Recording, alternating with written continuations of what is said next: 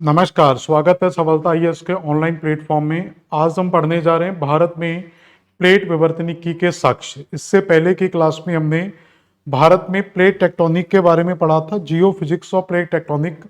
आज की क्लास में हम पढ़ेंगे कि भारत में प्लेट टेक्टोनिक के एविडेंस क्या है हमारे पास।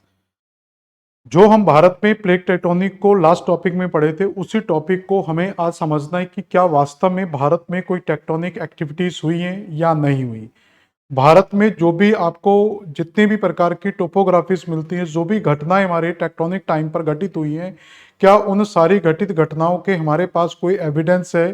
क्या हम ये प्रमाणित कर सकते हैं कि भारत में भी टेक्टोनिक घटनाएं हुई हैं? अगर आप ये पूरा कॉन्सेप्ट वाला टॉपिक समझ लेते हैं तो आगे जाके जो भी चीज़ों को हम पढ़ते हैं, जैसे हम पढ़ते बहुत कुछ है लेकिन हमें ये समझ में नहीं आता कि आखिर ये ऐसा क्यों हुआ है। जैसे पश्चिमी घाट के दक्षिण में ऊंचाई ज्यादा मिलती है, उत्तर में ऊंचाई कम मिलती है, ऐसा कारण क्यों है? पश्चिमी घाट से पूरब की ओर जाने पर ढलान मिलती है, हिमालय के पश्चिम से पूरब में ज्यादा ऊंचाई मिलती है, तो इसके रीजन क्या है? हिमालय क्यों लगातार ऊपर बढ़ता जा रहा है? तो ऐसी बहुत सारी चीजें आज की क्लास में आपको देखने को मिलेंगी, तो जिनमें हम पूरी की पूरी टेक्टोनिक के एविडेंस के साथ आपको भारत में एक एक चीज को समझाएंगे। क्लियर? तो अब हम इसमें स्टार्ट करते हैं आज का टॉपिक। तो हमने अभी तक पहले की क्लास में, लास्ट क्लास की अगर हम बात करेंगे, तो मैंने भारत में टेक्टोनिक्स पढ़ाया था, जिसमें हमने एक प्लेट पढ़ी थी जिसको कहा जाता है इंडो ऑस्ट्रेलियन प्लेट। इस इंडो ऑस्ट्रेलियन प्लेट में हमने ये देखा था कि इंडो ऑस्ट्रेलियन प्लेट की जो सीमाएं हैं वो अफ्रीकन प्लेट के साथ टच करती हैं। इंडो ऑस्ट्रेलियन प्लेट की सीमाएं अंटार्कटिक प्लेट के साथ टच करती हैं। इधर से पैसिफिक प्लेट के साथ स्पर्श करती हैं, ऊपर आपका यूरेशियन प्लेट के साथ स्पर्श करती हैं। तो इस तरीके से यहाँ पर हमें भारतीय प्लेट की सीमाएं देखने को मिल जाती हैं। इस भारतीय प्लेट की जब अफ्रीकन प्लेट से विभाजन आपको देखने को मिलता है, तो यहाँ पर अब सारी विभाजन देखने को मिलता है, प्लेटें दूर जाने का प्रयास करती हैं यहाँ से। तो इस स्ट्रक्चर को अगर आप समझेंगे तो यहाँ पर हमने कार्ल्स वर्ग का निर्माण पढ़ा था, और यहाँ पर भी आपके कुछ कटकों के निर्माण हमने पढ़े थे, मध्य अटलांटिक कटक, दक्षिण पूर्वी कटक। जहां पर न्यूजीलैंड बना हुआ था वहां पर हमने पढ़ा था कारमादिक कटक। ये काफी ज्यादा इंपोर्टेंट कटक होता है, कारमादिक कटक का निर्माण हमने पढ़ा था। इसके यहाँ पर जाते हैं तो आपको जावा कटक देखने को मिलता है। ठीक है, ऊपर हिमालय का फॉर्मेशन यहाँ ऑलरेडी बनी रहा है। तो इस तरीके से भारतीय प्लेट का हम पूरी तरीके से सीमांकन कर सकते हैं कि किस तरीके से भारतीय प्लेट को हम विभाजित कर सकते हैं। इसके बाद यहां पर आप एक चीज और देखेंगे कि भारतीय प्लेट और इंडो ऑस्ट्रेलियन प्लेट, सॉरी ये इंडो प्लेट है, इसको हम कहेंगे इंडो प्लेट, और इस साइड जो प्लेट मिलती है इसको कहा जाता है ऑस्ट्रेलियन प्लेट। दोनों प्लेटें एक दूसरे के साथ ज्वाइंट थी, लेकिन बाद में इनमें विभाजन हो जाता है। इंडो प्लेट और यूरेशियन प्लेट एक दूसरे से विभाजित हो जाती हैं। तो इसी जिस जगह से ये विभाजित होती है उसको कहते हैं 90 डिग्री पूर्वी कटक। तो 90 डिग्री पूर्वी कटक इन दोनों प्लेटों के बीच में मार्जिन का निर्माण करता है। तो यहां तक की कहानी हम लास्ट क्लास में पढ़ चुके थे। आज की क्लास में हम पढ़ेंगे evidence of plate tectonics in India. Bharat में प्लेट विवर्तनिकी के क्या क्या साक्ष्य हमें देखने को मिलते हैं, क्या क्या एविडेंस हमें यहां पर देखने को मिलते हैं। जैसे पहला एविडेंस, कुछ क्वेश्चंस हैं एक तरीके से, इन क्वेश्चंस के आपको आंसर याद रखने के, हम इनके आंसर्स कैसे निकाल सकते हैं। तो पहला दिया हुआ है, granitic tors of Jabalpur are glacial during Carboniferous. तो जबलपुर के जो ग्रेनाइट पत्थर हैं वो हिमानीकृत हैं। हिम नदी का मतलब वो कह सकते हैं कि हिमानीकृत हैं। और ये किस काल के हैं? ये कार्बोनिफेरस काल के हैं। अब एक चीज हमें समझ में आती है कि मध्य प्रदेश के अंदर, आप इन चीजों को समझने की कोशिश करना। आज अगर हम भारत की बात करें तो भारत के अंदर मध्य प्रदेश की जो स्थिति है वो हमें इस जगह पर देखने को मिल जाती है। तो यहां पर हमें मध्य प्रदेश देखने को मिलता है। अब मध्य प्रदेश की स्थिति हम जानते हैं कि वर्तमान, अब देखो चीजों को अगर सोचोगे तो क्वेश्चन आएगा। अगर आप बिना सोचे ही रट रहे हैं, ठीक है हिमानीकृत हैं तो हमें क्या हो रहा है, बन गए हिमानीकृत तो हिमानीकृत हो गए। एक बहुत बड़ी सोचने वाली बात है कि मध्य प्रदेश के अंदर ग्रेनाइट टॉर्स का मिलना इस चीज का प्रमाण है कि यहां पर जो ग्रेनाइट पत्थर, पत्थर की जगह आप टॉर्स ही याद रखना इसको, तो इसको टॉर्स के नाम से ही पढ़ते हैं पत्थर, तो इसको लिख दिया गया ग्रेनाइट टॉर्स। तो जो ग्रेनाइट टॉर्स मिलता है, जब भी ग्रेनाइट टॉर्स मिलेगा, इसका निर्माण ग्लेशिएशन से होता है। ग्लेशिएशन, ग्लेशिएशन मतलब हिमानीकरण से होता है। अब सोचो कि मध्य प्रदेश के जबलपुर जिले में ग्रेनाइट के टार्स मिल रहे हैं जिनका फॉर्मेशन एक ग्लेशिएशन की प्रक्रिया से होता है। तो अब आप कहेंगे सर इसमें कौन सी बड़ी बात है, होना होगा तो हो गया होगा। भाई ऐसा नहीं है, आपको यह ध्यान में रखना है कि मध्य प्रदेश के अंदर ग्लेशिएशन होना, देखो पहले तो यह समझ ले कि हिमानीकरण होता क्या है। आपको एक चीज मैं समझा रहा हूं कि जब भी हम हिमानीकरण या हिमयुग की बात करते हैं, जिसको हिमानीकरण भी कहा जाता है, हिमानीकरण, ग्लेशिएशन, तो ग्लेशिएशन का मतलब क्या होता है उस चीज को समझें। ग्लेशिएशन का मतलब ये नहीं होता है कि पूरी पृथ्वी पर बर्फ का जम जाना। ग्लेशिएशन का मतलब होता है जो 0 डिग्री है, इस 0 डिग्री के ऊपर जाएंगे तो यहां पर आपको उत्तरी ध्रुव मिलेगा और यहां पर आपको दक्षिणी ध्रुव, मतलब ऊपर आर्कटिक मिलेगा आपको दक्षिण नॉर्थ पोल के पास, तो यहां पर आपको आर्कटिक मिलेगा और यहां पर आपको अंटार्कटिक मिलेगा। तो ऊपर महाद्वीप महासागर मिलता है, आर्कटिक महासागर, और यहां पर हमें आर्कटिक महासागर महाद्वीप मिलता है। ये आपका नॉर्थ पोल है और ये आपका साउथ पोल है। जब भी ग्लेशिएशन होगा वो या तो उत्तरी ध्रुव के पास से आएगा या फिर दक्षिणी ध्रुव के पास से आएगा। हमें कैसे मालूम पड़ेगा कि ग्लेशिएशन है, तो एक हम आइस लाइन पढ़ते हैं जिसको हिम रेखा कहा जाता है। मान लो कि अगर आइस लाइन यहां तक फैली हुई है, आइस लाइन वो लाइन होती है हिम रेखा, तो इसको क्या कहते हैं, हिम रेखा आइस लाइन। हिम रेखा दोस्तों वो लाइन होती है जहां पर स्थायी बर्फ, मतलब इसके इस तरफ क्या रहेगी, हमेशा एक स्थायी बर्फ जमी रहेगी और इसके ऊपर भी स्थायी बर्फ रहेगी। इसके नीचे जो बर्फ रहेगी वो अस्थायी रहेगी, मतलब सीजनल रहेगी, जमेगी फिर पिघल जाएगी, जमेगी फिर पिघल जाएगी। लेकिन अगर ये हिम रेखा बढ़कर, अगर ये हिम रेखा बढ़कर यहां तक आ जाए और ये हिम रेखा बढ़कर यहां तक आ जाए, तो ये परमानेंट लाइन अगर खिसक जाए यहां से, तो इसी स्थिति को कहा जाता है ग्लेशिएशन। अब मैं कह रहा हूं कि कितना भी ग्लेशिएशन पूरी पृथ्वी पर हो जाए, लेकिन ये पॉसिबिलिटीज बहुत कम होती है कि ग्लेशिएशन आपका कर्क रेखा तक पहुंच पाएगा, मतलब ये वाला ग्लेशिएशन कर्क रेखा की तरफ पहुंचेगा और ये ग्लेशिएशन आपका मकर रेखा की ओर पहुंचेगा। तो ये पॉसिबिलिटीज बहुत कम होती है कि कर्क रेखा और मकर रेखा तक ये हिम चादर पूरी की पूरी फैल जाए, जो पॉसिबल ही नहीं है। तो इसका मतलब है कि मध्य प्रदेश जो हमारा स्थित है वो कर्क रेखा पर, मध्य प्रदेश हमारा कर्क रेखा पर स्थित है। जब ग्लेशिएशन मध्य प्रदेश तक पहुंच ही नहीं सकता, तो मध्य प्रदेश में ग्लेशिएशन के प्रमाण कैसे मिल जाते हैं, क्यों मध्य प्रदेश के अंदर ग्रेनाइट टार्स हमें देखने को मिलते हैं। अब पूरे क्वेश्चन की रूपरेखा समझ में आई, तो ये हमें कैसे समझ में आएगा, तो ये समझ में आएगा, हमें इस तरीके से समझना है कि ये कर्क रेखा है, यहां से निकल कर जाती है और इसके नीचे आपकी भूमध्य रेखा है 0 डिग्री, ये मध्य प्रदेश की वर्तमान स्थिति है। ये कौन सी स्थिति है, वर्तमान। लेकिन हमें वर्तमान स्थिति से थोड़ा सा पास्ट में जाना पड़ेगा। पास्ट में कितना पास्ट में जाना है, तो हमें कार्बोनीफेरस में जाना है। हम किस काल में जाएंगे, तो पूरा टाइम बैक लेकर जाएंगे, तो कार्बोनीफेरस के अंदर हम इंटर करेंगे।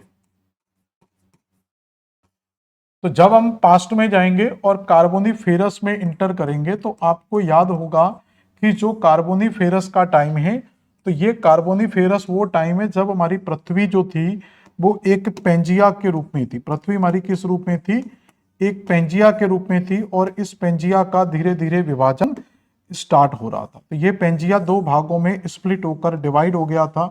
ऊपर वाले भाग को कहते थे हम अंगारा लैंड और दक्षिण वाले भाग को नाम दिया जाता था गोंडवाना लैंड, गोंडवाना लैंड। तो अब यहां पर हम समझेंगे कि हम उस काल में जाकर स्टडी करेंगे जब अंगारा लैंड और गोंडवाना लैंड बने थे और कार्बोनीफेरस का समय था। और इसी कार्बोनीफेरस के समय में याद रखना एक चीज और यहां पर मैं देख दे रहा हूं, वर्तमान स्थिति में देखेंगे तो आर्कटिक पर जो ग्लेशिएशन हुआ था वो कार्बोनीफेरस में हुआ था। किस काल में हुआ था? कार्बोनीफेरस में ग्लेशिएशन हुआ था। और यहां पर जो आर्कटिक में ग्लेशिएशन हुआ था ये प्लिस्टोसीन में हुआ था। कौन से काल में? प्लिस्टोसीन में। तो पृथ्वी पर 2 बार ग्लेशिएशन हुआ, एक बार दक्षिणी ध्रुव से हुआ था और एक बार उत्तरी ध्रुव से हुआ था। दक्षिणी की तरफ से जब ग्लेशिएशन हुआ था वो कार्बोनीफेरस में हुआ था, और उत्तर से जो ग्लेशिएशन हुआ था वो आपका प्लिस्टोसीन काल में हुआ था। इसका मतलब जो गोंडवाना लैंड में ग्लेशिएशन का इंपैक्ट पड़ेगा यहाँ पर, तो ये मान लो इस साइड साउथ पोल बनेगा, बाद में जाकर इस साइड नॉर्थ पोल बनेगा। अभी सारा का सारा मतलब साउथ अमेरिका, अंटार्कटिका, सारा लैंड एक ही जगह पर है। तो अभी भारत भी अभी क्या है, अंगारा लैंड के अंदर ही स्थित है। तो इसी पूरे अंगारा लैंड पर क्या हुआ था, यहाँ पर ग्लेशिएशन का इंपैक्ट पड़ा था। तो किसका इंपैक्ट पड़ा था? ग्लेशिएशन का प्रभाव यहां पर हमें देखने को मिलता है। और ये प्रभाव किस काल में आया था? तो ये आपको कार्बोनीफेरस के अंदर मिलता है। तो कार्बोनीफेरस में ये ग्लेशिएशन हमें यहां पर देखने को मिलता है। तो इसका मतलब ये है कि जब यहां पर ग्लेशिएशन हुआ होगा तो भारत जो है वो इसी क्षेत्र में कहीं ना कहीं रहा होगा। उस समय भारत की स्थिति यहां पर होगी। तो अगर भारत उस समय स्थित यहां पर है तो भारत पर भी इस ग्लेशिएशन का इंपैक्ट पड़ा होगा। इसलिए तो भारत में जो खास तौर पर मध्य प्रदेश में जो आज हमें ग्रेनाइट टार्स मिल रहा है वो ग्रेनाइट टार्स आज का नहीं है, वो ग्रेनाइट टार्स कार्बोनीफेरस के समय का बना हुआ है और उस समय ये यहां पर स्थित था। फिर हम जानते हैं कि भारत यहां से विभाजित होता है और विभाजित होकर अपनी वर्तमान स्थिति में पहुंच जाता है। तो मतलब भारत इस गोंडवाना लैंड्स में था और गोंडवाना में जो था वो वहां से प्रेजेंट स्थिति में देखने को मिलता है। लेकिन जो फॉर्मेशन यहां पर हुए थे, जो भी फॉर्मेशन यहां पर हुए थे वो सारे के सारे फॉर्मेशन प्रेजेंट में हमें देखने को मिल जाते हैं। तो पहले पॉइंट का आंसर हुआ। तो इसका मतलब है कि मध्य प्रदेश के अंदर अगर ग्रेनाइट आर्स मिल रहा तो ये इस चीज का प्रमाण देता है कि मध्य प्रदेश कभी ना कभी दक्षिणी ध्रुव के पास में रहा होगा।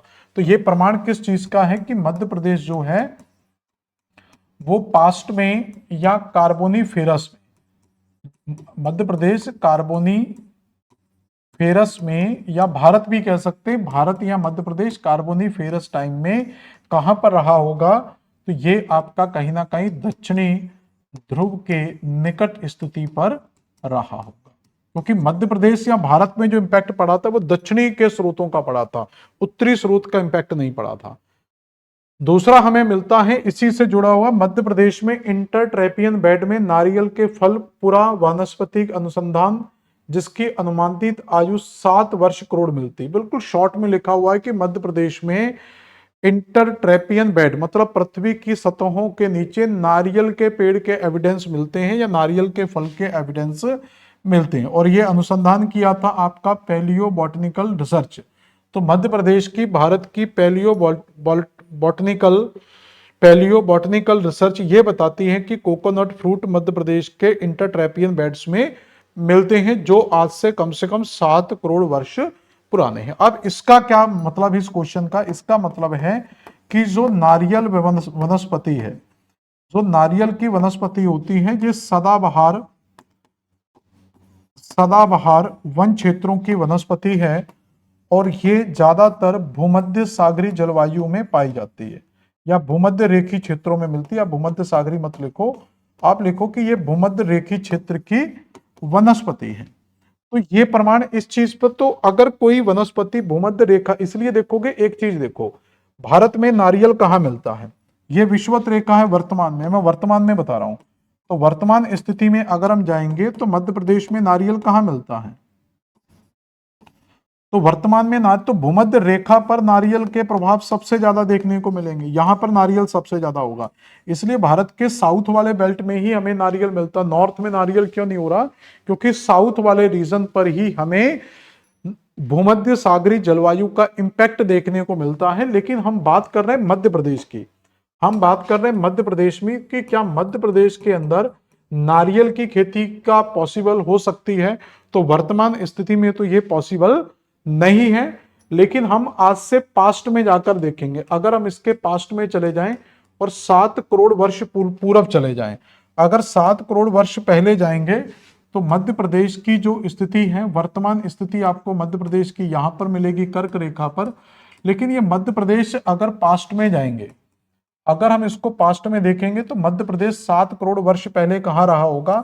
जो विषुवत रेखा है, विषुवत रेखा के नीचे आपका अफ्रीका का जो लैंड हमें मिलता है, तो भारत इस अफ्रीका से विभाजित होकर ऊपर की ओर गया था और कुछ ना कुछ समय मध्य प्रदेश आपका इस विषुवत रेखा पर भी या भूमध्य रेखा पर भी रहा होगा।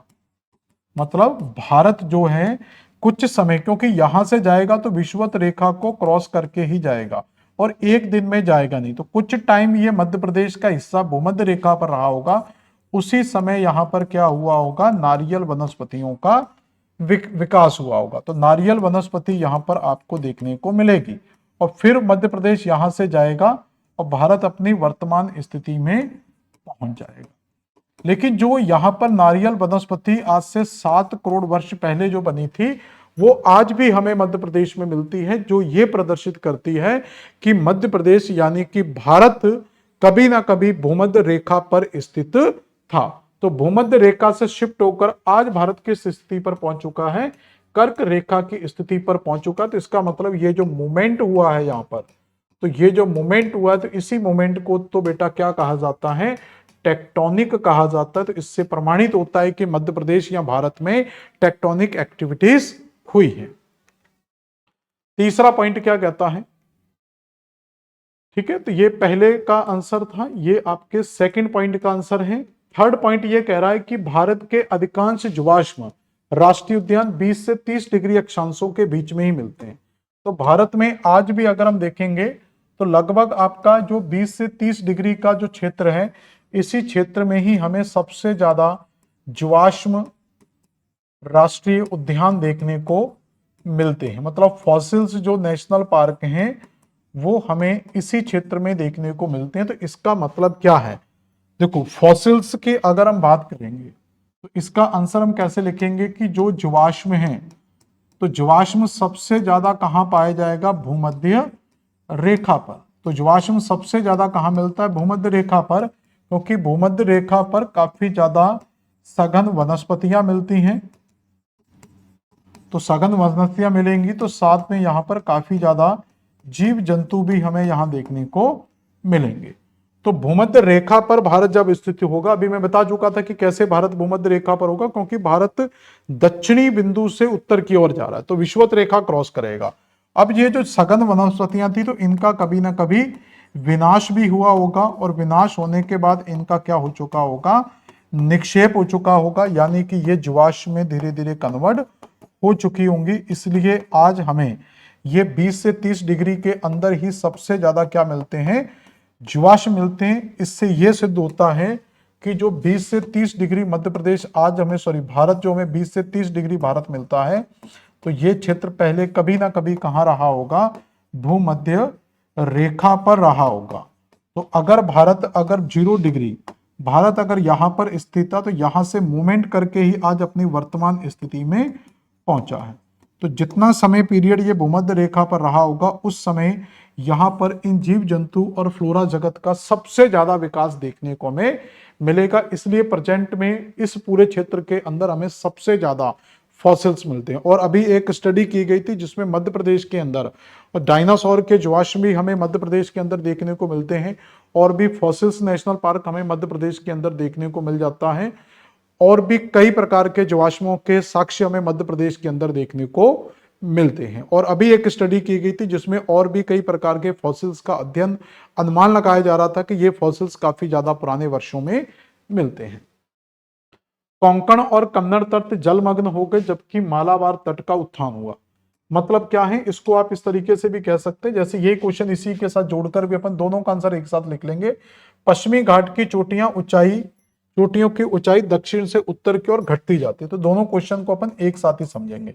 पहले तो पश्चिमी घाट को समझ लेते हैं। ये पश्चिमी घाट जो पूरे का पूरा है, इस पश्चिमी घाट को हम 3 टुकड़ों में डिवाइड करते हैं।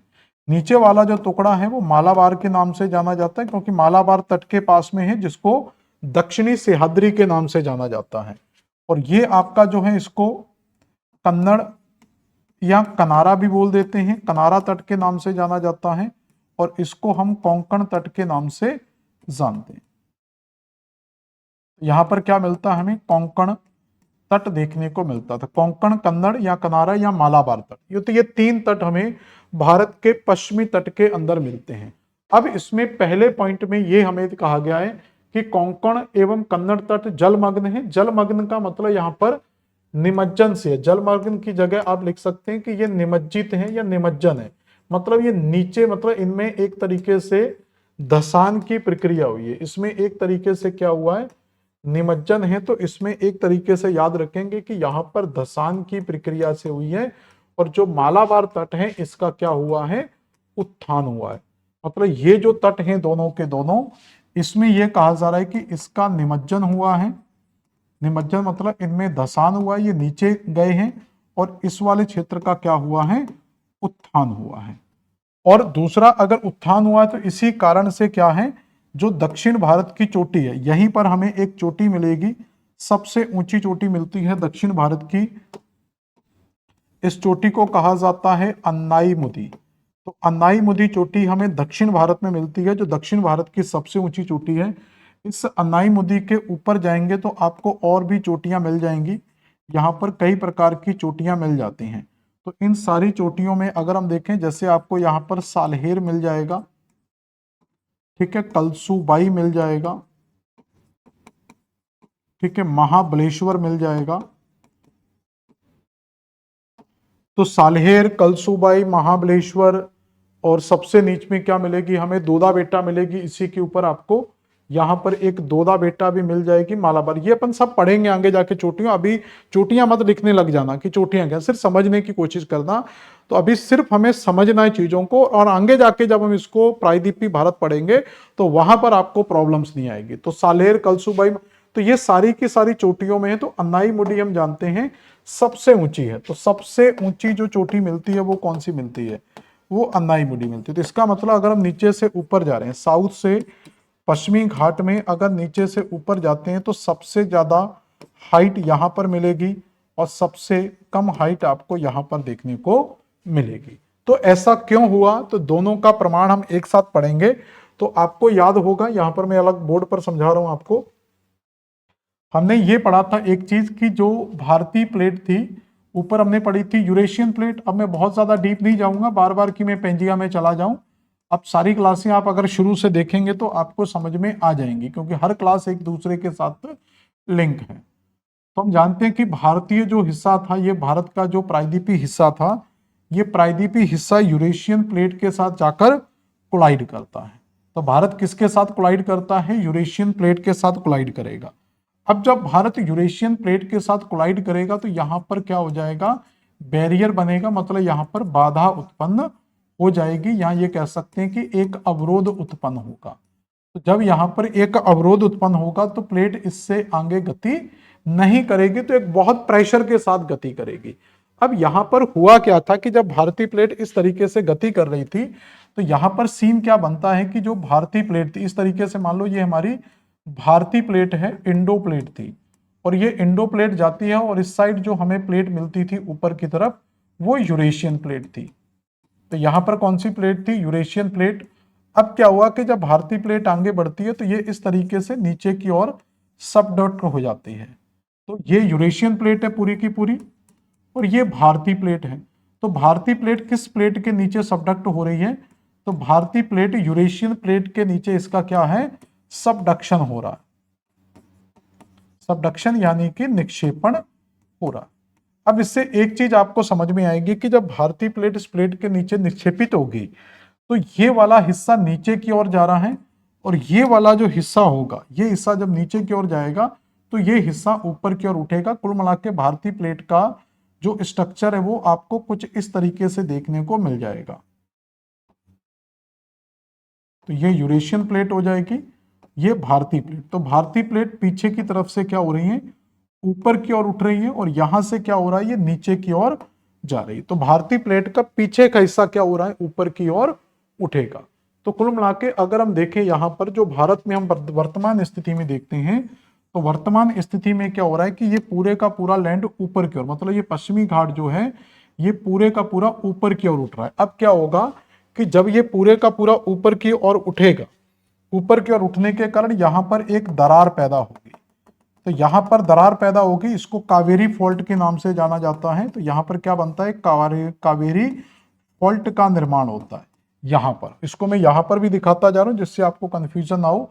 तो ये पूरा ऊपर उठेगा तो यहां पर क्या बनेगा, एक कावेरी फॉल्ट का निर्माण होगा। अब जब कावेरी फॉल्ट बनेगा तो ये वाला जो टुकड़ा है ये टूटकर फिर क्या हो जाएगा, नीचे की ओर आ जाएगा और ये टुकड़ा ऊपर की ऊपर रह जाएगा। जो स्थिति है वो आपकी कुछ इस तरीके की बनेगी, ये हिस्सा ऊपर रह जाएगा और ये हिस्सा क्या हो जाएगा, नीचे की ओर रह जाएगा। तो हमारी प्लेट का जो स्ट्रक्चर है वो वर्तमान में इस तरीके से देखने को मिलता है। तो ये जो साउथ वाला एरिया, ये साउथ का एरिया है, याद रखना। तो साउथ का एरिया ऊंचा रह जाता है और ये जो दोनों एरिया हैं ये नीचे चले जाते हैं। मतलब ये वाले जो हिस्से हैं ये नीचे की ओर चले जाएंगे और ये हिस्सा ऊपर की ओर उठ जाएगा। कुल मिला के आप ऐसे देखें कि जो भारतीय प्लेट थी वो इस तरीके से यूरेशियन प्लेट से कोलाइड कर रही थी और इसके नीचे जब क्षेपण हो रहा था तो प्लेट दक्षिण से इस तरीके से ऊपर की ओर उठती जा रही थी। जैसे आपने टाइटैनिक देखा होगा, टाइटैनिक मूवी अगर आपने देखी होगी तो टाइटैनिक में जब वो जहाज डूबने लगता है तो वो इस तरीके से जब पानी में डूबता है, डूबने के बाद वो बीच में से टूट जाता है। तो सेम हमारी भारत की भी एक टेक्टोनिक, ठीक है ना, ये एक पूरी की पूरी, सॉरी हम अब देखो टेक्टोनिक और टाइटैनिक नाम एक जैसे रिपीट हो रहे हैं। तो वो टाइटैनिक थी, यहां पर हम टेक्टोनिक पढ़ रहे हैं। तो ये जो भारतीय टाइटैनिक जो टेक्टोनिक एक्टिविटीज हो रही, तो ये ऐसे जाकर जब क्षेपित होगा तो ये ऐसे करके उठेगा और यहां पर ये जो दरार है, यहां पर दरार पड़ने के कारण ये हिस्सा ऊपर रह जाएगा और बाकी का हिस्सा क्या हो जाएगा, नीचे की ओर धंस जाएगा। अब ये ऊपर उठा हुआ हिस्सा नीचे नहीं आएगा क्योंकि वो पूरे का पूरा लैंड ही ऊपर उठ रहा है, नीचे गैप नहीं है कि वो नीचे आ जाएगा। लेकिन ये वाला हिस्सा क्या होगा, टूटने के बाद क्या होगा, थोड़ा नीचे चला जाएगा। इस कारण से दक्षिण में जो हाइट है, तो दक्षिण वाले हिस्से में जो ऊंचाई है वो ज्यादा मिलती है। उत्तर की ओर जाने पर हाइट धीरे धीरे क्या होती है, कम होती जाती है। इसलिए दक्षिण भारत में ही सबसे ऊंची चोटी देखने को मिलती है। तो इसलिए हमारे पास प्रमाण भी है, ठीक है ना। तो समझ में आया कि ये निमज्जन क्यों हुआ और इसका उत्थान क्यों हुआ, और दक्षिण में ही सबसे ऊंची चोटी क्यों देखने को मिल रही, बड़ी चोटी क्यों नहीं देखने को मिलती। अगला क्वेश्चन है, लक्षद्वीप की मूल संरचना अरावली और धारवाड़ प्रणालियों की है। तो इसको भी समझे। इसको अगर समझेंगे तो आज हमें यहां पर अरब सागर दिखाई देता है, लेकिन आज जो हमें अरब सागर दिखाई दे रहा है ये पहले यहां पर अरब सागर नहीं था। ये पूरे का पूरा जो लैंड था ये इस तरीके से इसी लैंड के साथ कनेक्ट था। मतलब जो अरब सागर है इसको अरब ब्लॉक के नाम से जाना जाता था। क्या बोलते थे इसको, अरब ब्लॉक। तो अरब ब्लॉक इस ब्लॉक के साथ जुड़ा हुआ था। तो प्रायद्वीपीय खंड और ये खंड आपस में जुड़े हुए थे। हम इसको इस तरीके से समझ सकते हैं,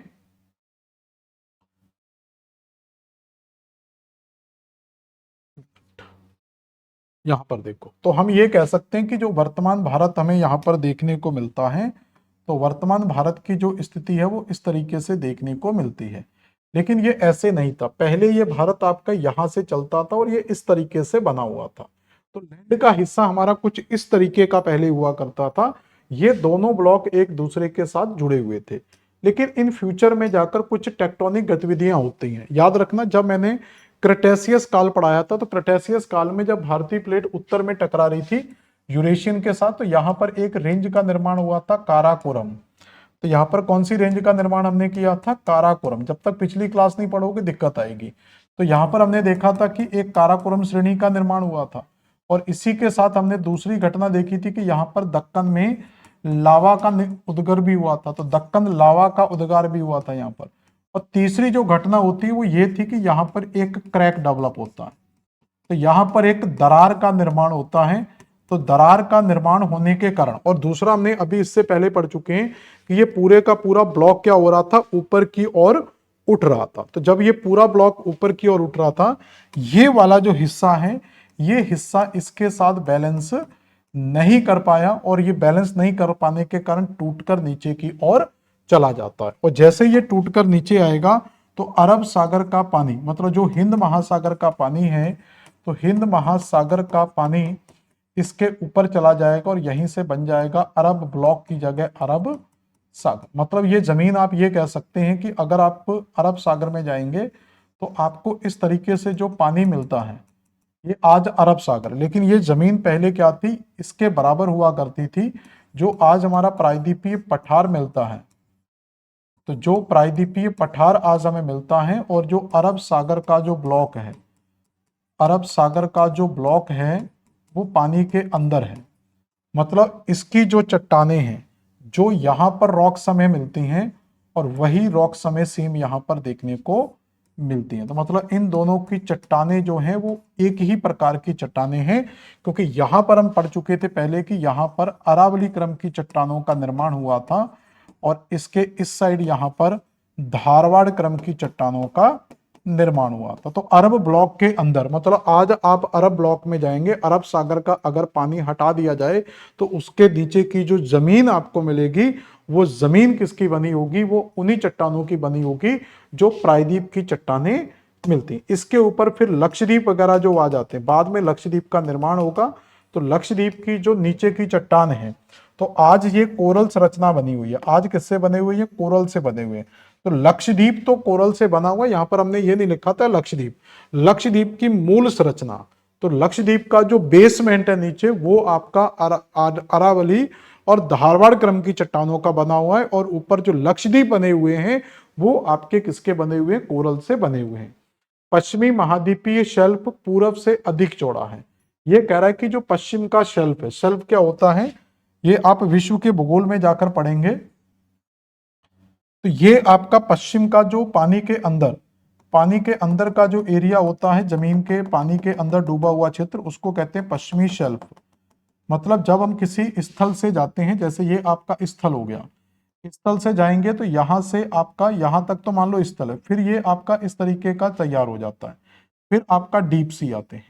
तो यहां से तो आपको जो पानी मिलेगा वो यहां तक मिलेगा। मान लो यहां तक पानी मिल रहा है, तो ये पूरे का पूरा आपको पानी का क्षेत्र मिलता है। तो कह रहा है कि ये वाला जो तट है, ये तट कहलाता है शेल्फ, कॉन्टिनेंटल शेल्फ। ये कॉन्टिनेंटल काफी चौड़े हैं और चौड़े होंगे भी, क्योंकि यहां पर ब्लॉक टूटकर नीचे गया, ब्लॉक बहुत ज्यादा गहराई में नहीं है, इसलिए हमें नीचे एक बहुत बड़ा प्लेटफॉर्म देखने को मिलता है, जबकि इस साइड हमें प्लेटफॉर्म ज्यादा देखने को नहीं मिलता। शेल्फ मतलब एक प्लेटफॉर्म कह सकते हैं। तो इस तरफ हमें बड़े प्लेटफॉर्म मिलते हैं, इस साइड हमें छोटे प्लेटफॉर्म देखने को मिलते हैं। इसके अलावा है कि कच्छ का रण जो है वो जलमग्न हो चुका है, मतलब इसका भी क्या हो चुका है, निमज्जन हो चुका है। निमज्जन मतलब धसान हो चुका है।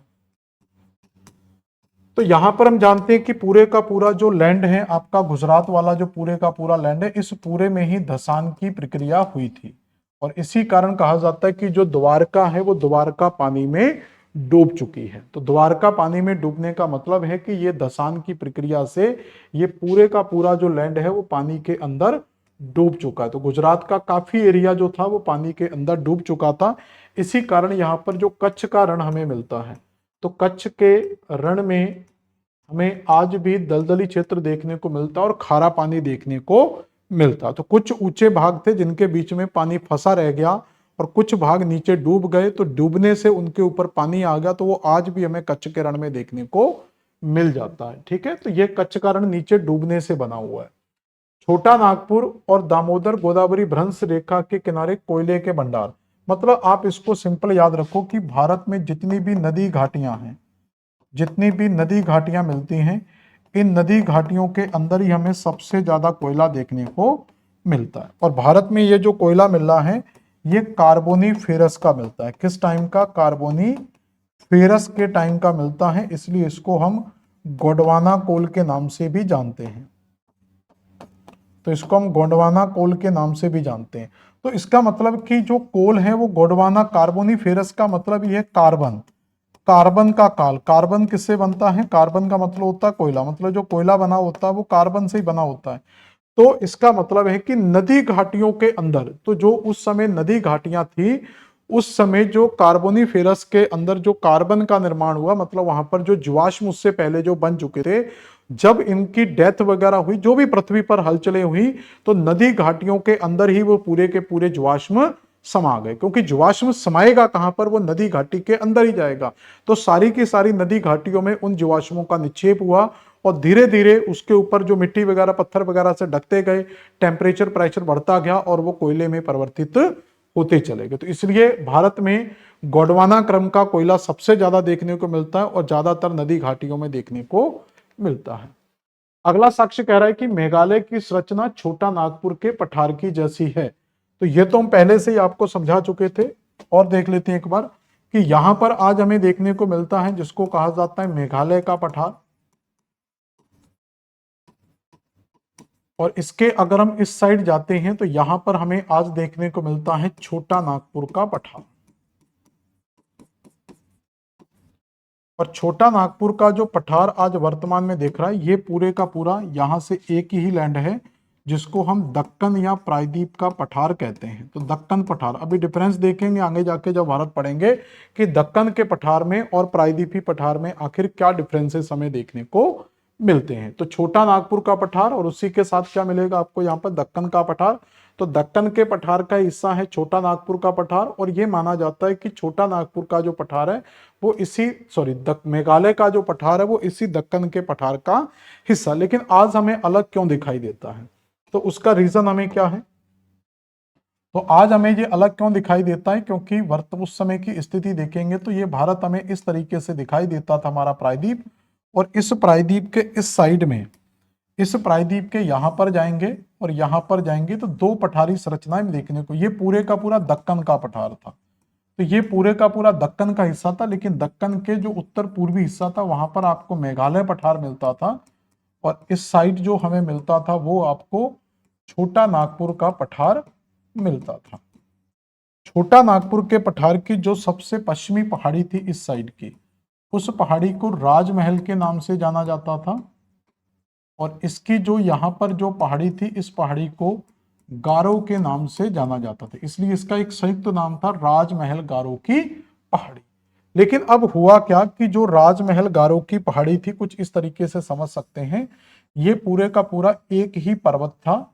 इसके इस साइड का जो हिस्सा था वो छोटा नागपुर का था, ये छोटा नागपुर का हिस्सा था जहां पर राजमहल की पहाड़ियां थी, और इसी से जुड़ी हुई इस साइड में आपकी गारो की पहाड़ियां थी, और ये किसका भाग था, ये आपका मेघालय के पठार का भाग था। यहां पर मेघालय पठार हमें मिलता था।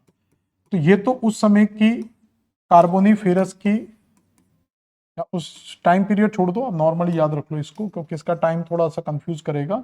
तो ये उसी समय की एक घटना हमें देखने को मिलती, लगभग ये जो है ये आपको कार्बोनिफेरस के बाद के समय में देखने को मिल जाएगा, ठीक है, क्रेटेशियस के आसपास जो मिलेगा। अब इसका जो फर्स्ट स्टेप ये था, अब सेकंड स्टेप में क्या होगा। सेकंड स्टेप में क्या हुआ कि ये जो जमीन थी आपकी इस तरीके से, और इसके बीच का हिस्सा क्या हो गया, नीचे की ओर धंस गया। इस तरीके का स्ट्रक्चर आपका यहां पर बन जाता है।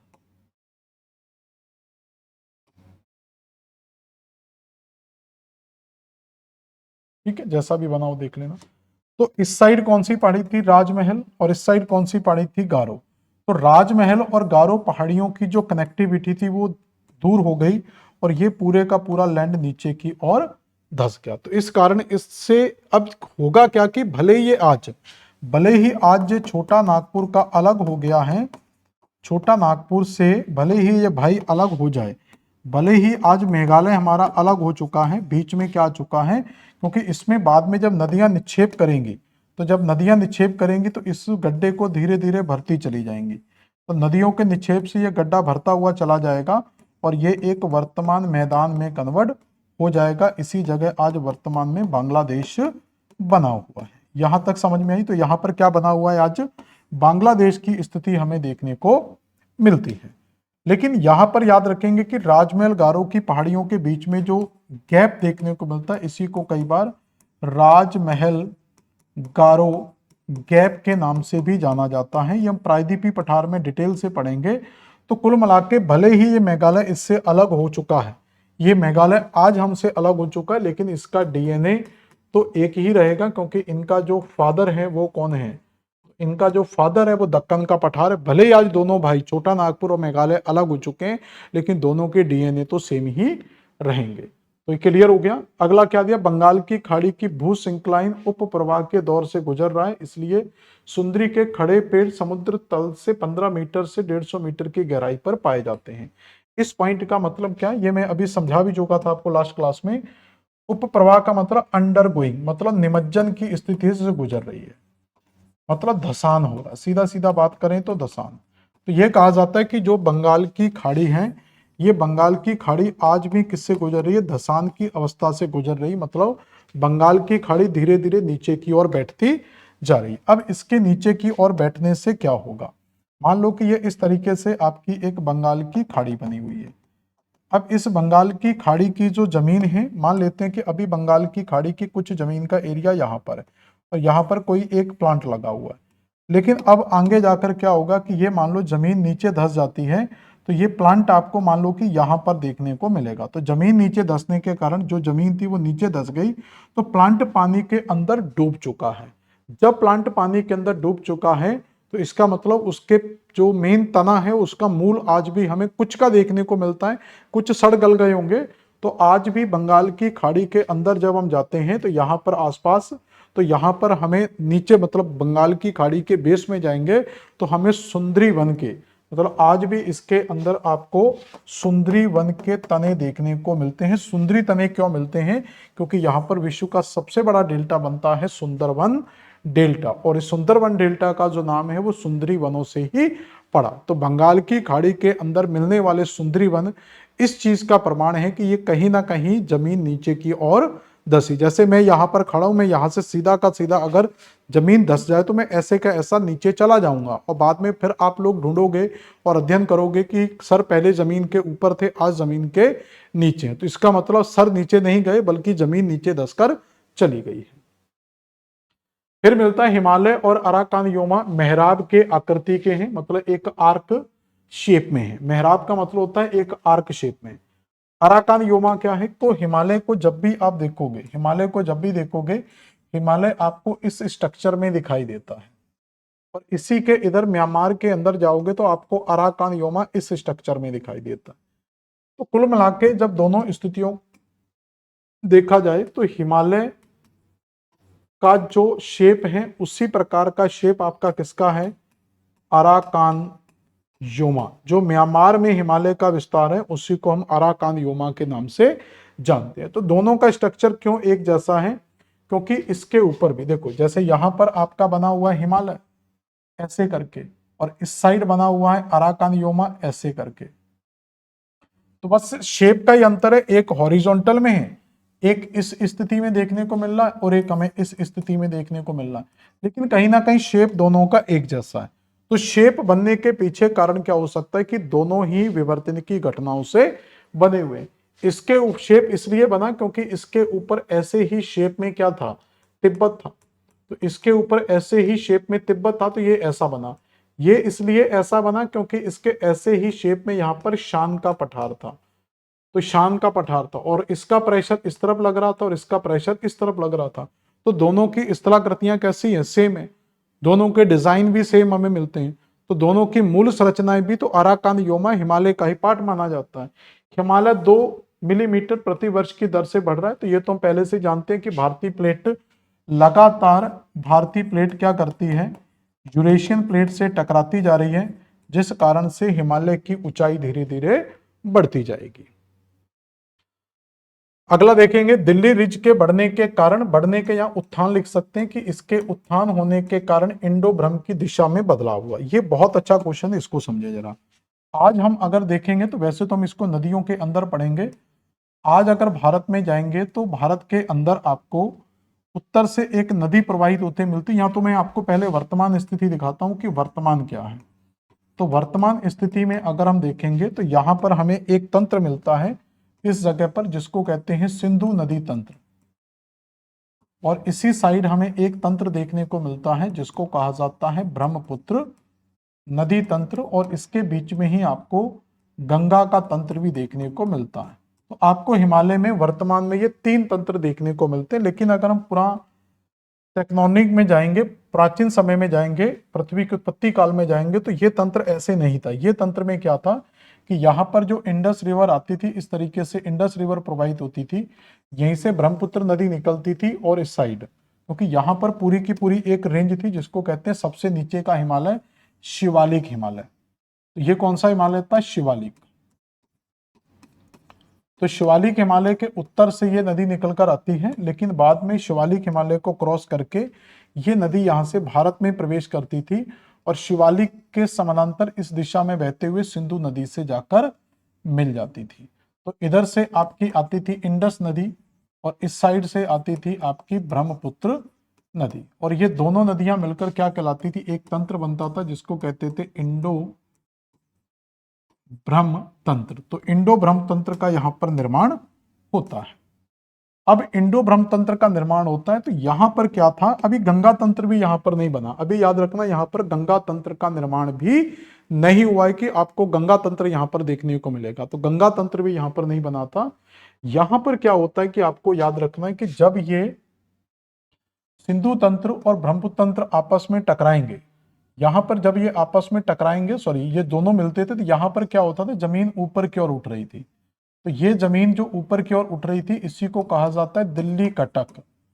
तो दिल्ली कटक का यहाँ पर निर्माण होता है या दिल्ली की पहाड़ियों का निर्माण होता है, जिसको रायसीना की पहाड़ियों के नाम से या फिर मजनू के टीले के नाम से भी हम वर्तमान में जानते हैं। तो जब ये पहाड़ियां ऊपर की ओर उठती हैं तो ब्रह्मपुत्र तंत्र धीरे धीरे क्या होता है, यहां से इसमें अवरोध पैदा होने लगता है। जैसे जैसे ये ऊपर की ओर उठेगा तो इसमें क्या हो जाएगा, अवरोध पैदा होना स्टार्ट हो जाएगा। तो ब्रह्मपुत्र तंत्र यहां से क्या हो जाएगा, रिवर्स होने लगेगा। पानी आगे भी जाना चाह रहा है और पानी पीछे भी जाना चाह रहा है। अब पानी को समझ में नहीं आ रहा कि हम किस तरफ जाएं। इसी शिवालिक पर्वत के नीचे एक नदी प्रवाहित होती थी जिसको शिवालिक नदी के नाम से भी जाना जाता था। तो आज भी एविडेंस माना जा रहा है कि शिवालिक पर्वत के नीचे कौन सी नदी है, शिवालिक नदी, जिसका पानी भी इसी ब्रह्मपुत्र तंत्र से जाकर मिलता था। अब पानी को समझ में नहीं आ रहा है कि इधर से पानी आगे जा रहा है और इधर से वापिस लौटना स्टार्ट हो गया। अब नेचर ने देखो हर चीज सोच समझकर बनाई होती है। अगर यहां पर उत्थान हुआ था तो इस जगह पर उन्होंने निमज्जन भी करा दिया। तो यहां पर क्या करा दिया, एक फॉल्ट का निर्माण करवा दिया, एक गड्ढे का निर्माण भी करवा दिया। तो यहां पर क्या हुआ, निमज्जन की प्रक्रिया भी करा दी, मतलब यहां पर धसान की प्रक्रिया भी हो गई। और इसी धसान को हम पढ़ चुके हैं अभी मालदा गैप के नाम से। तो यहां पर क्या था, मालदा गैप की उत्पत्ति हो गई। अब गैप यहां पर मिल गया तो जो पानी का तंत्र था वो अब इस दिशा में टर्न कर जाएगा। तो जब इस दिशा में टर्न करेगा तो ब्रह्मपुत्र नदी आपकी इस दिशा में आ जाएगी और बीच वाला जो पानी है फिर वो इस दिशा से इस दिशा में चलना लगेगा और इसी से जाकर मिल जाएगा, जिससे गंगा तंत्र की उत्पत्ति हो जाएगी। कुल मिला के जो इंडो ब्रह्म तंत्र था, जो इंडो ब्रह्म सिस्टम था, ये सिस्टम ब्रेक होगा और 3 नए सिस्टम का निर्माण करेगा। एक तो आपका इंडस सिस्टम तैयार हो ही गया था पहले से ही, दूसरा आपका ब्रह्म तंत्र अलग से तैयार हो जाएगा और तीसरा जो तंत्र जन्म लेगा वो कौन सा, गंगा तंत्र। तो एक तंत्र के टूटने से 3 तंत्रों का निर्माण यहां पर हो सकता है। अगला क्वेश्चन दिया हुआ है, पश्चिमी हिमालय की तुलना में पूर्वी हिमालय तेजी से बढ़ रहा है। मतलब हिमालय की आज हम वर्तमान स्थिति देखें तो हिमालय आपको इस तरीके से देखने को मिलता है। तो इसको अपन पूर्वी हिमालय कह सकते हैं।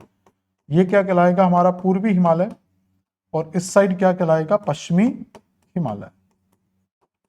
अगर हम इनकी बात करें ऊंचाई की तो आज हमें माउंट एवरेस्ट जो मिलता है, तो माउंट एवरेस्ट हमें इस साइड देखने को मिलता है। तो इसका मतलब है माउंट एवरेस्ट अगर आपको इस साइड देखने को मिलता है तो पूर्वी हिमालय की ऊंचाई क्या है, ज्यादा होगी। किसकी तुलना में, पश्चिम हिमालय की तुलना में। तो पश्चिमी हिमालय की तुलना में पूर्वी हिमालय की ऊंचाई क्या है, ज्यादा, जिसका हमारे पास प्रमाण भी हम प्रमाणित कर सकते हैं ये क्यों हुआ था। इसका रीजन क्या है कि जो भारतीय प्लेट यूरेशियन प्लेट के साथ टकराती है, मैं दोनों अवस्थाएं पढ़ा रहा हूं, ये यूरेशियन प्लेट है। तो जब भारतीय प्लेट इस यूरेशियन प्लेट के साथ टकराई होगी तो यहां से ये भारतीय प्लेट किसके साथ टकराएगी,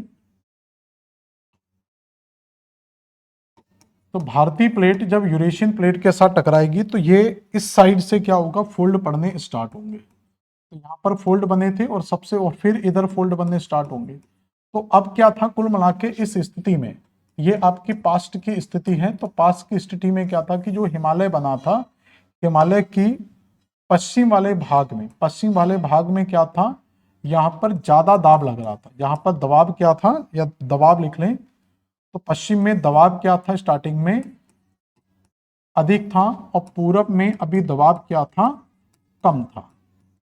तो अगर पश्चिम में दबाव ज्यादा था तो यहां पर ऊंचाई क्या होगी, बढ़ेगी तो यहाँ पर ऊंचाई भी बढ़ेगी, और यहाँ पर ऊंचाई क्या रहेगी, सामान्यतः अभी कम रहेगी, बहुत कम नहीं, इसके कंपैरिजन में जब भी हम पढ़ेंगे तुलनात्मक अध्ययन पढ़ेंगे तो इसके कंपैरिजन में क्या थी, कम थी।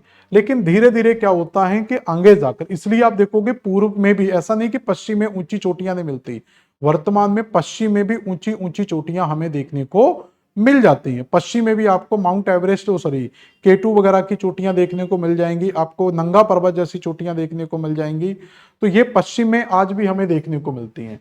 लेकिन अब पास्ट से अगर हम वर्तमान स्थिति में जाएंगे तो वर्तमान की क्या स्थिति हमें मिलती है, क्योंकि हमारा क्वेश्चन वर्तमान स्थिति से है।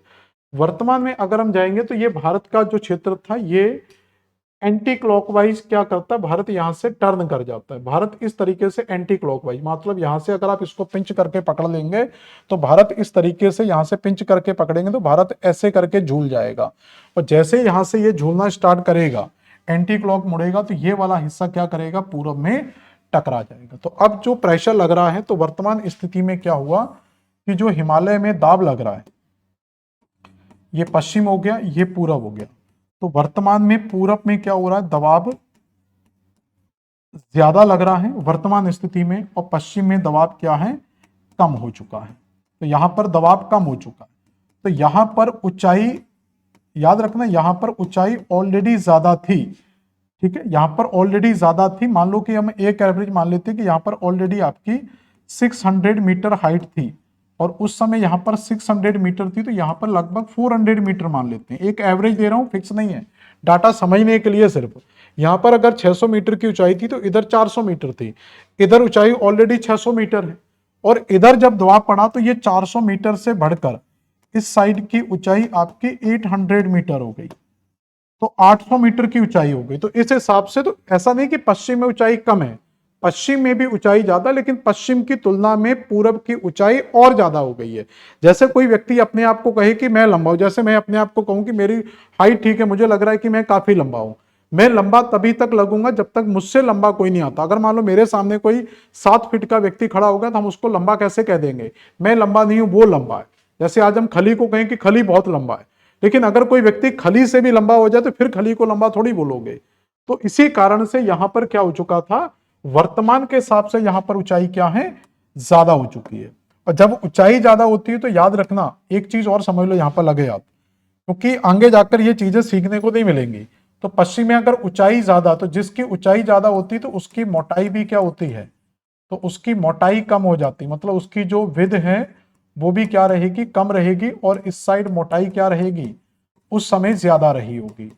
मान लो इधर अपन मोटाई मान लेते हैं कि इधर की जो मोटाई थी वो 400 मीटर थी, और इस साइड की मोटाई पहले मान लो इधर आपकी 600 मीटर थी, क्योंकि यहां पर प्रेशर कम लग रहा था। अब इसमें मोटाई में इंपैक्ट क्या पड़ा कि इधर की मोटाई तो कितनी है, 400 मीटर ही रही, लेकिन इधर क्या हो रहा है, अब प्रेशर पड़ रहा है, तो जैसे पेट को दबाओगे तो कम हो जाएगा ना, तो इसकी मोटाई जब प्रेशर पड़ेगा तो जो मलबा चौड़ा था वो धीरे धीरे सिकुड़ के क्या हो जाएगा, ऊपर की ओर उठने लग जाएगा। तो ऊंचाई तो बढ़ेगी लेकिन इसकी मोटाई क्या हो जाएगी, कम हो जाएगी। मान लो 600 मीटर से ये कम होकर 200 मीटर हो गई। समझ में आ गया। तो जिधर ऊंचाई ज्यादा मिलेगी उधर मोटाई, तो इसलिए जब हम हिमालय पढ़ते हैं तो हम ये कहते हैं कि पश्चिम की तुलना में पूर्वी हिमालय की ऊंचाई ज्यादा है और पश्चिम की तुलना में पूर्वी हिमालय की चौड़ाई भी कम है। तो पूरब में ऊंचाई ज्यादा है, चौड़ाई कम है, पश्चिम में चौड़ाई ज्यादा है और ऊंचाई कम है। सिर्फ तुलना का अंतर है, बाकी इसमें कोई अंतर नहीं देखने को मिलता है।